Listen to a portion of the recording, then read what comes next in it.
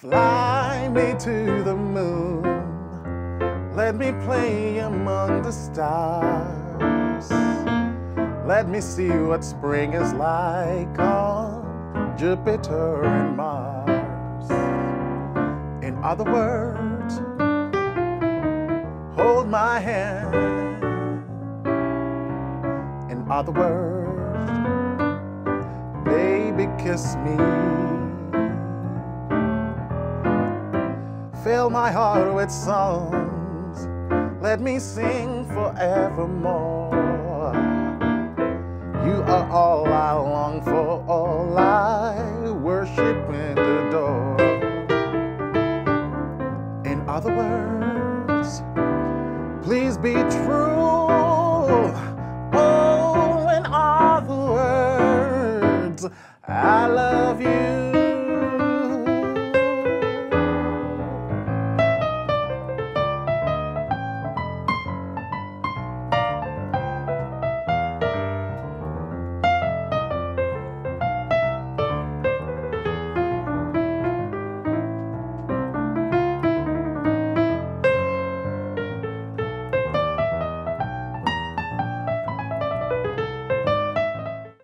Good evening, everyone. Welcome to another piano lesson with Warren. My name is Warren McPherson. Thank you for joining me here today.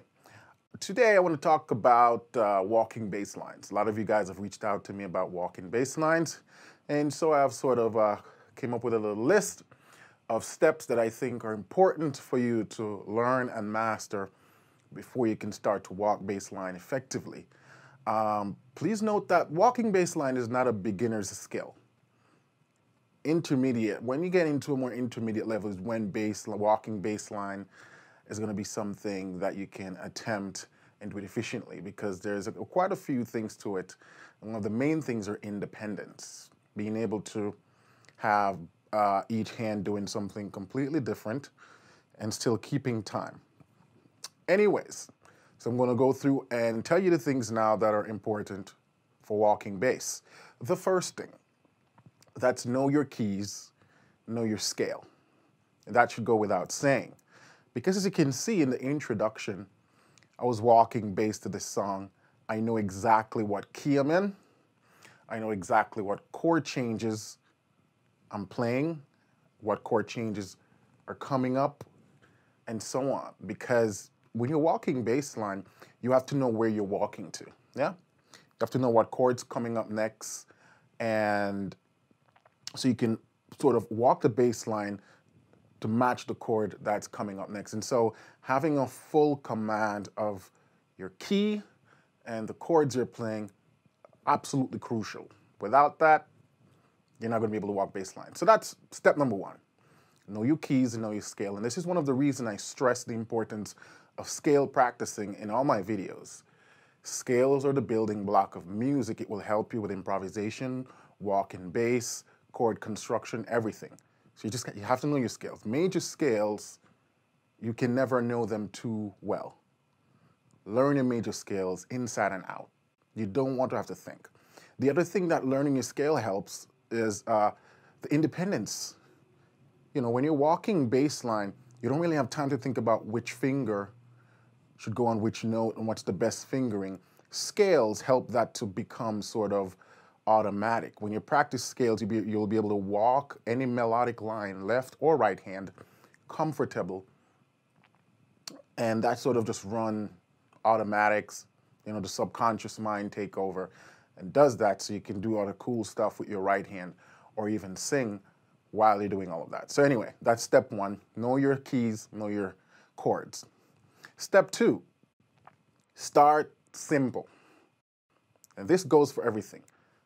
Don't try to take out jazz tunes with 3 chord changes per measures and so you're going to experiment walking bass with that. It's going to be hard and you're going to get discouraged. So start with simple progressions, and I recommend the primary progressions, or what I call the basic progressions or the popular progressions. And in my video, The Beginner's Guide to Playing the Piano, I talk about these progressions. So I'm going to give you a little example of that. Primary chord progression, for example, 1, 4, 5. That's a pretty common one, and it's also the one used in blues. Using the key of C, chord 1, chord 4, chord 5, and back to chord 1. 3 chords. And you use this and you say, I'm going to practice walking bass to this, yeah?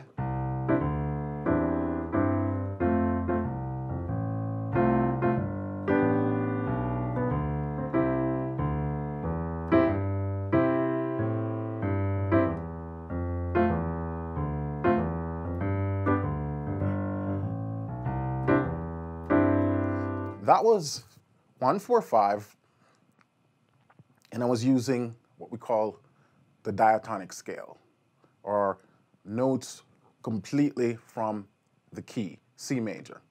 I didn't use any chromatic notes yet. And so that's a very simple progression you can start with. You can start with also a very slow tempo.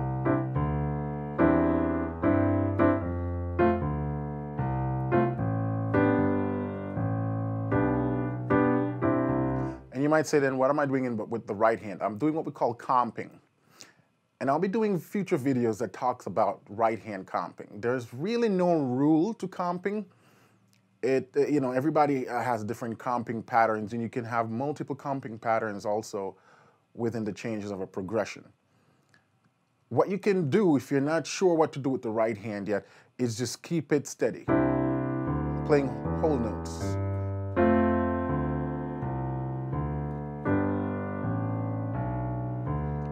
As long as you're maintaining the tempo. 1, 2, 3, 4. 1, 2, 3, 4. 1, 2, 3, 4. 1. You can keep it simple like that until you get the understanding of comping. So that's number 2. Keep it simple. Use simple progressions. Let me show you another progression that you can use. The 2-5-1, popular one. Chord 2, chord 5, chord 1. So starting with 2.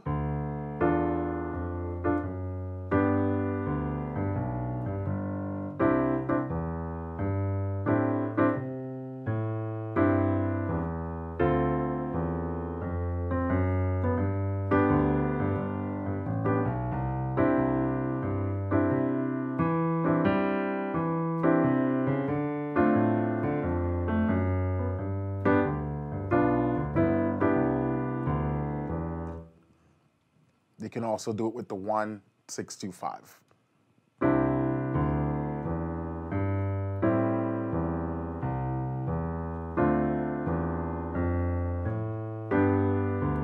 See? 1, 6, 2, 5, 1. So you use those chords and walk the bass line to simple chords like that. Step number 3, use scale tones as much as possible. Meaning whatever key you're in, try to use those notes. If I'm in the key of F, I know I have 1 flat, yeah? So if I'm doing, say, a 1, 6, 2, 5 in key of F, I'm going to use as much of the notes from the F major scale.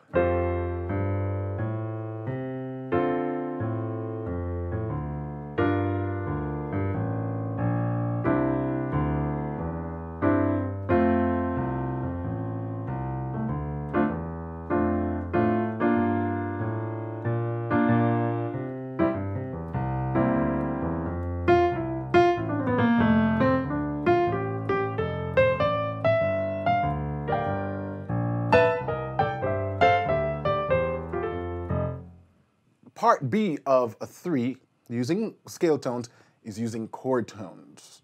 So if you notice, if I start with an F chord, I can use notes from just the F chord. When I go to 6, I can do the same thing. Right now I'm using exclusively chord tones.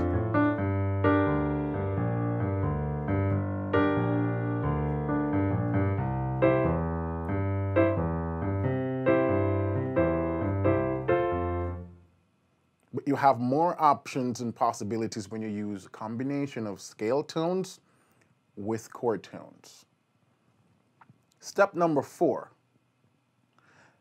try to use a walking, or I should say a stepwise motion when walking bass. In my previous example, you saw me using chord tones and I was just using the chord tones. That was just an example to show you that you can use even just primarily chord tones and still have a cool, nice walking bass pattern. But you have more possibilities when you use combination of scale tones and chord tones, and to execute that effectively, you want to use stepwise motion. For example, look at this.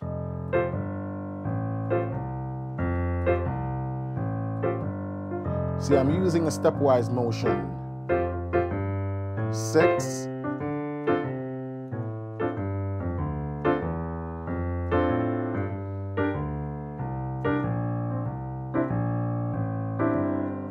I'm using a combination of stepwise motion and chord motion. You also notice that I can go up or down. You can go any direction. There's no rule that says you have to walk bass going up or bass going down. You can start going up and then you can switch going down and switch going up. Number 4, very important rule. Number 4, if you don't remember anything else, remember number 4. Make beat 1 and beat 3 a chord tone. What do I mean by that? I'm playing an F major chord. F, A, C are my chord tones. So if I'm counting 1, 2, 3, 4, 1, 2, 3, 4, 1, 2, 3, 4, 1, 2, 3, 4, 1, 2, 3.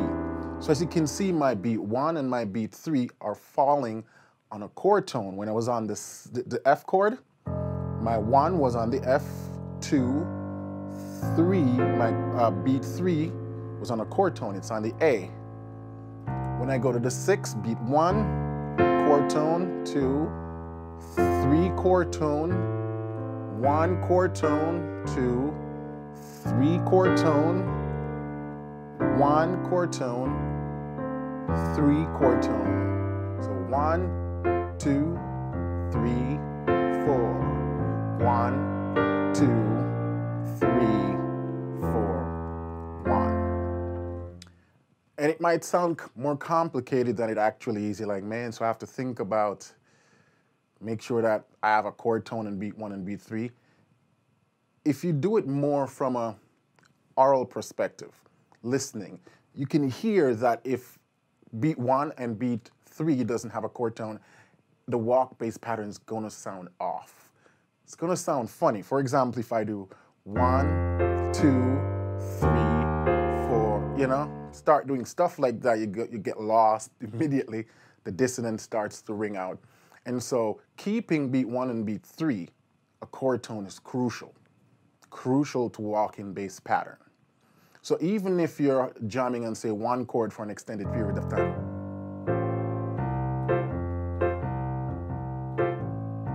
I'm still doing it. Look. 2, 3, 4. 1, 2, 3, 4. 1, 2, 3, 4. 1, 2, 3, 4. 1, 2, 3, 4. 1, 2, 3, 4. 1, 2, 3. Even if I'm just jamming on 1 chord, you can still hear the walk bass pattern. And you go, yeah, that sounds good, because my beat 1 and my beat 3 are chord tones. So that's crucial. Let's take a look at number 5. Step number 5, don't be afraid of the chromatic notes. This is where it gets interesting now. So once you start to practice and you're getting a hang of the walking bass, and you're like, all right, start using some chromatic passing now, and that will start to sound good. Let's go back to the key of C. This is 1, 6, 2, 5. And what I'm doing is 1, the dissonant on the beat 2, chord tone on beat 3,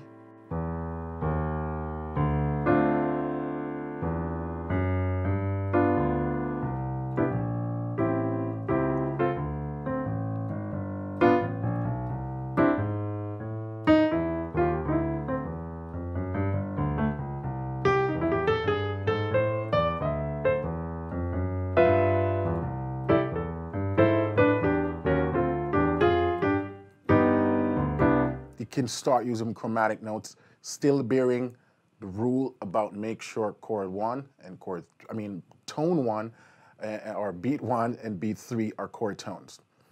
One of the key importance of when you're using chromatic notes, I find it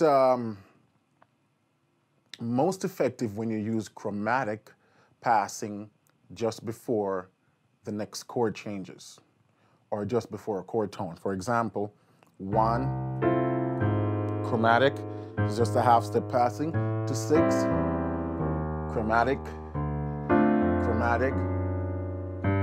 So I'm using the chromatic just before the chord tones. Chromatics are used more effectively that way. And this is not an absolute rule. There are other places that it works, but using it before the chord changes or before a chord tone is most effective. So if I'm doing, let's take a look at the song that I was doing, Fly Me to the Moon. You know, I go, fly.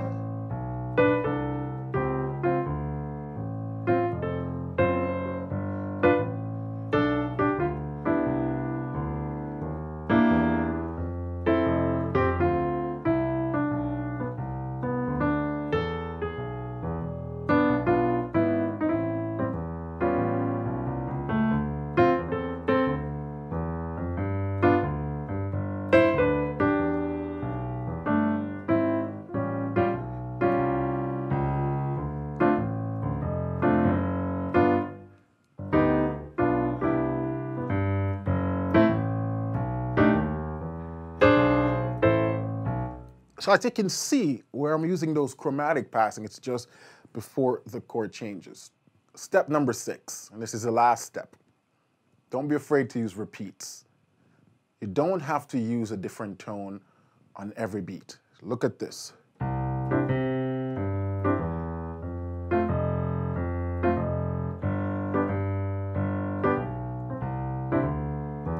Or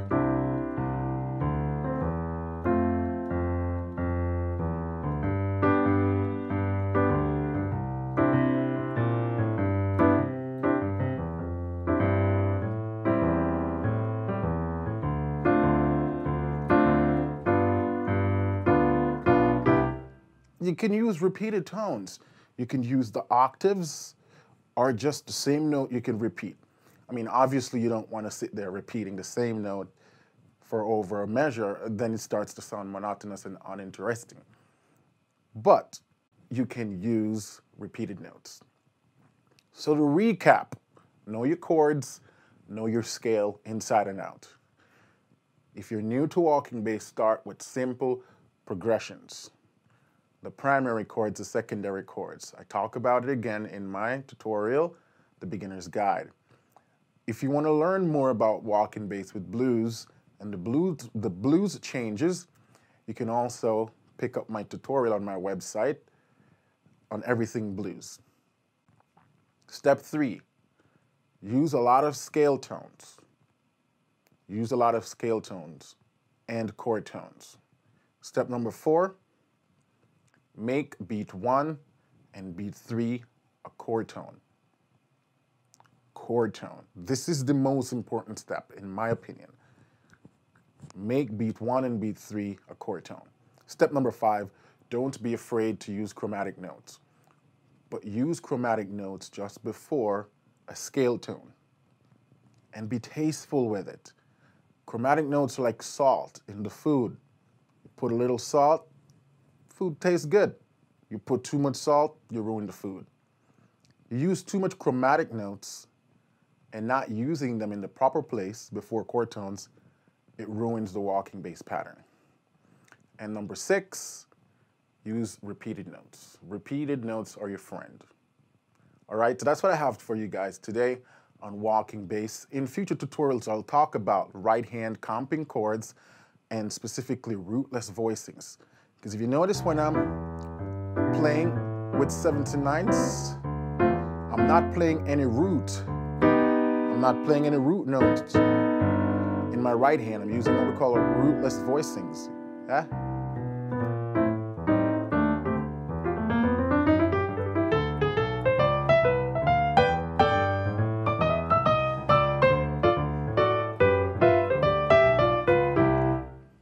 I'll talk about those in future videos.